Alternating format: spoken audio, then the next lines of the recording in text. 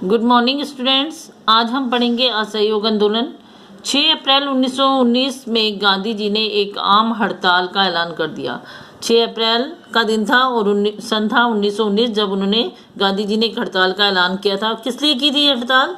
क्योंकि जलियांवाला बाग का जो नरसंहार था उसके बाद गांधी जी ने एक असहयोग आंदोलन आरंभ कर दिया था। असहयोग का मतलब है सहयोग ना करना, ठीक है। यह आंदोलन अंग्रेजों के विरुद्ध शांतिपूर्वक, अहिंसात्मक एवं अन्य ऐसा विद्रोह था जो राष्ट्रीय स्तर पर आरंभ हो गया था।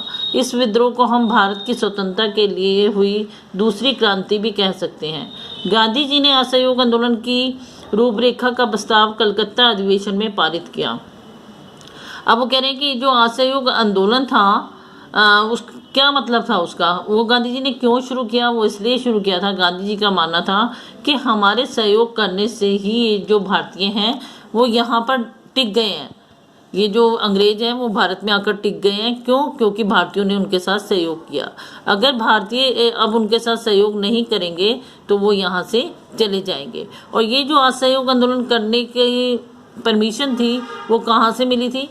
कलकत्ता में जो अधिवेशन पारित हुआ था उसके अंदर असहयोग आंदोलन करने की आज्ञा प्राप्त हो गई थी। अब असहयोग आंदोलन के मुख्य बिंदु, असहयोग आंदोलन के अंदर क्या किया भारतीयों ने, किस तरीके से सहयोग नहीं किया उन्होंने अंग्रेजों के साथ। अंग्रेजी सरकार में कार्यरत भारतीयों का पदों से इस्तीफा देना। जो अंग्रेजी सरकार ने उनको पद दे रखे थे उनसे उन्होंने त्यागपत्र दे दिया था भारतीयों ने। सरकारी स्कूल और कॉलेजों का बहिष्कार कर दिया गया था कि तुम्हारे दिए हुए स्कूल और कॉलेजों में हम नहीं पढ़ेंगे। अंग्रेजी वस्तुओं का क्रय ना करने का निश्चय किया कि अब हम अंग्रेजों द्वारा बनाई गई वस्तुओं को नहीं खरीदेंगे। वकीलों द्वारा न्यायालयों का बहिष्कार कर दिया गया। जितने भी वकील थे उन्होंने न्यायालयों में जाना बंद कर दिया। आम चुनाव भी नहीं हुए, उसका भी बहिष्कार कर दिया गया। शांतिपूर्वक प्रदर्शन किए गए और आम गिरफ्तारियों से जेल भरने लग गई, ठीक है। और क्या हुआ? आम जुलूसों का संचालन किया गया और अंग्रेजी हिंसा का शांतिपूर्वक विरोध किया गया। अगर अंग्रेजों ने कोई हिंसा फैलाई बदले में तो उसका शांतिपूर्वक ढंग से विरोध किया गया। स्वदेशी वस्त्रों को स्वयं बनाने एवं पहनने की प्रेरणा, और कहा गया कि अब हम अंग्रेजों के बनाए गए वस्त्र नहीं पहनेंगे, अपने ही बनाएंगे वस्त्र और खुद स्वयं पहनेंगे उन्हें। इस आंदोलन के कारण ब्रिटिश सरकार को अपने कामकाज में कठिनाई होने लगी। दूसरी तरफ जेलों में कैदियों की भरमार हो गई। किसानों द्वारा सरकार को देने की बजाय स्वयं वस्तुओं का विक्रय करने की नीति सरकार बुखला उठी। अब क्या हुआ? जब अंग्रेजी सरकार ने देखा कि भारतीय ऐसे ऐसे कर रहे हैं तो वो क्या हुआ, परेशान हो गए, बुखला उठे। और क्या हो रहा था कि पकड़ पकड़ के लोगों को जेल में डाल रहे थे, जेलें भी भरती जा रही थी और उनके अपने व्यापार भी चलने शुरू हो गए थे। तो इससे अंग्रेजी सरकार को कठिनाई हो रही थी। गांव-गांव में गांधी जी के असहयोग आंदोलन की धूम मच गई। ब्रिटिश सरकार की बौखलाहट को जनता भाप चुकी थी। उन्हें स्वराज का सपना पूरा होता हुआ प्रतीत होने लगा था। संपूर्ण देश की शासन व्यवस्था ध्वस्त होती जा रही थी और लोगों में जोश का संचार होने लगा था। जनता अपने अधिकारों की प्राप्ति के लिए संघर्ष करना सीख चुकी थी। और जब उन्होंने ब्रिटिश जनता को परेशान देखा तो भारतीय जनता समझ गई कि अब हमारा स्वराज का सपना, आज़ादी पाने का जो सपना है वो पूरा हो जाएगा। और इस वजह से सारी जनता के अंदर, सब लोगों के अंदर जोश भर गया और सब अपने अधिकारों को प्राप्त करने के लिए संघर्ष करने लगे।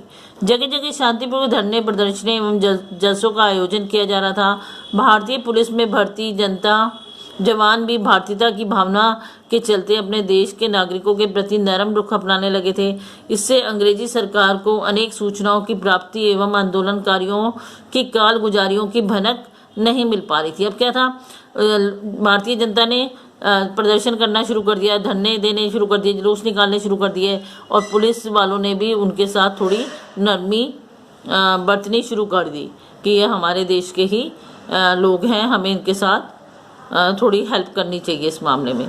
तो और उसकी जो अगर वो ऐसे करते थे तो चुपचाप आंदोलन चलते रहते थे, इसकी सरकारों को भी भनक नहीं लगने दी जा रही थी। असहयोग आंदोलन का त्याग, चोरी चोरा कांड। असहयोग आंदोलन अपने चरम पद पर था। तभी उत्तर प्रदेश में चोरी चोरा नामक स्थान पर भारतीय आंदोलनकारियों ने एक घटना कर डाली। प्रदर्शन के दौरान पुलिस द्वारा गिरफ्तार किए गए गए अपने एक साथी को निर्ममतापूर्वक होती पिटाई को देखकर आंदोलनकारी भड़क उठे। इन अहिंसात्मक प्रदर्शनकारियों ने हिंसा का रास्ता पकड़ लिया, कई सिपाहियों की हत्या कर दी और थाने को आग के हवाले कर दिया। कई पुलिस वाले अपनी जान बचाकर भाग निकले, जो पकड़े गए उन्हें मार दिया गया। अभी देखिए, असहयोग आंदोलन जब ये लोग कर रहे थे, तो जब ये उत्तर प्रदेश में चौरी चौरा नामक जगह पर पहुंचते हैं तो वहाँ एक अंग्रेज पुलिस वाले जो होते हैं वो भारतीय इनके द्वारा पकड़े गए किसी व्यक्ति की पिटाई कर रहे होते हैं। तो जब ये उसको पिटाई करते हुए देखते हैं तो इनसे रहा नहीं जाता और ये लोग भड़क उठते हैं और ये क्या करते हैं, उन पुलिस वालों को मार देते हैं अपने सिपाही को, मतलब अपने आदमी को छुड़वाने के लिए। और वहाँ की जो थाना था उसमें भी आग लगा देते हैं और जितने पुलिस वाले पकड़ते हैं, कई पुलिस वाले अपनी जान बचाकर भागते हैं, उनको भी पकड़कर ये क्या करते हैं, मार देते हैं। तो इस घटना से गांधी जी को बहुत ठेस पहुंची और उन्होंने असहयोग आंदोलन को वापस ले लिया। यद्यपि अनेक राष्ट्रवादी आंदोलन नेताओं ने गांधी जी के निर्णय का विरोध किया, परंतु गांधी जी ने अपना निर्णय नहीं बदला। वे किसी भी प्रकार की हिंसा के घोर विरोधी थे। अब क्या था, गांधी जी ने देखा कि ये क्या हो रहा है, मैं तो चाहता था कि अहिंसा पर चलकर हम लोग अपनी मांगे मनवाएंगे, लेकिन यहाँ पर तो हिंसा करने लग गए लोग, मारपीट करने लग गए हैं। तो इससे गांधी जी को बहुत बुरा लगा, ठेस पहुंची और उन्होंने इस असहयोग आंदोलन को वापस ले लिया। बहुत से लोगों ने उनकी इस बात का विरोध भी किया कि ये क्या, जब आंदोलन शुरू कर दिया तो बीच में वापस नहीं लेना चाहिए, लेकिन गांधी जी ने किसी की नहीं सुनी और उन्होंने असहयोग आंदोलन वापस ले लिया। असहयोग आंदोलन की समाप्ति एवं नेताओं के विचारों की असमानता से ब्रिटिश सरकार ने लाभ उठाया और 10 मार्च 1922 को गांधी जी को गिरफ्तार कर लिया गया। और जब ये असहयोग आंदोलन की समाप्ति कर दी, ठीक है, तो इससे क्या हुआ, ब्रिटिश सरकार ने काफ़ी लाभ उठा लिया और 10 मार्च 1922 का दिन था जब गांधी जी को गिरफ्तार कर लिया उन्होंने। सरकार विरोधी कार्य के लिए उन्हें 6 वर्ष के लिए कारावास की सजा सुनाई गई कि भाई ये जो थे सरकार के विरोध में कार्य कर रहे थे, इसलिए इनको जेल में डाल दिया जाए और उन्हें 6 साल की सजा हुई थी। असहयोग आंदोलन समाप्त होने तक राष्ट्रवादी सोच के नेताओं का उदय हो चुका था। इनमें डॉक्टर राजेंद्र प्रसाद, सरदार वल्लभ भाई पटेल, मौलाना अब्दुल कलाम आज़ाद, पंडित मोतीलाल नेहरू, सरोजिनी नायडू और जवाहरलाल नेहरू जैसे अनेक नेता मुख्य थे।